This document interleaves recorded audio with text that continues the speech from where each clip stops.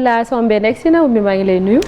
maa ngi lay fay Nata, contente de te retrouver. Moi également maa la raw lu bëri. Et puis bonjour à toute l'équipe et puis mbokk téléspectateurs yi maa ngi leen di nuyu et puis je vous souhaite un très très bon début de semaine. ñu dem ci xibaaru jaww ji. donc démb si guddi ba moom lay tijjee avant de commencer température yi jàll nañ si heure bi ñuy wax heure d'été. ñi nga xam ne dañu am ay mbokk yu nekk bitim réew.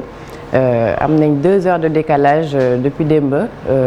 dans la nuit de samedi à dimanche à 2 heures du matin ci le décalage boobu noonu di am lieu donc bàyyi leen xel ci loolu mbokk yi. On a 2 heures ñii di woote on a 2 heures de temps et puis je vous explique rapidement fan la jógee décalage horaire boobu noonu dañuy dellu ci 50 ans en arrière c'était vers 1973 lors du premier choc pétrolier ci la tubaab bi créé changement d'hiver boobu noonu pour mën a permettre population yi di utiliser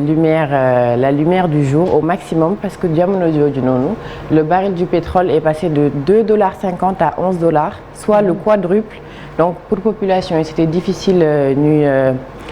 suivre augmentation du prix boobu donc population française bi ne njiitu français yi pardon ci lañ décidé créer changement d'horaire boobu noonu pour permettre aux populations de plus bénéficier de la lumière pour mën a économiser lumière électrique bi donc foofu le changement d'horaire bi jógee ñu dem nag si suñu température dëkk bi oui donc mu ngi tàmbalee 16 degrés du côté de Saint-Louis aujourd'hui on attend de fortes rafales de vent yoo xam ne ça va jusqu'à 40 km/h.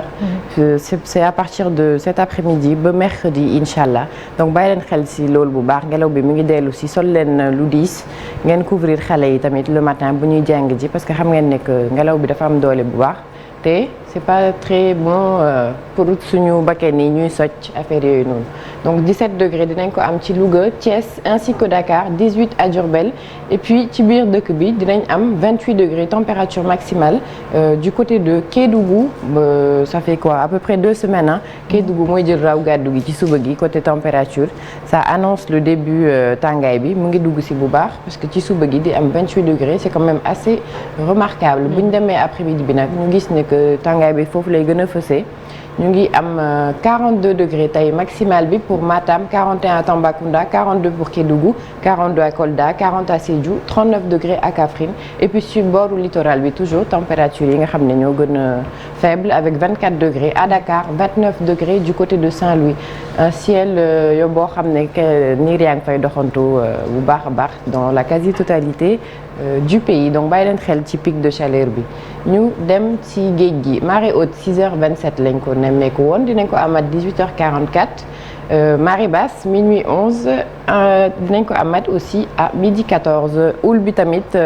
dellu si na ginnax gi mu ngi fii ba mercredi soir 23h donc gilet de sauvetage bi ak boussole bi ak GPS bi dañ koy teg nànk bàyyi yoonu géej gi ba jeudi incha allah bàyyi leen xel nappkat yi ci loolu c'est important c'est très très important jant bi fenkoon na ci 7h09 dina so à 19h22 toujours aux alentours de Timis ça ne change pas. Merci beaucoup Oumy. jërëjëf Nata bàyyi la nga dem naan tuuti café dellu si waat booru 9h incha allah. c'est ça incha allah merci beaucoup. À tout à l'heure. Merci. À tout à l'heure. Une courte pause et puis on revient sur le plateau pour la suite.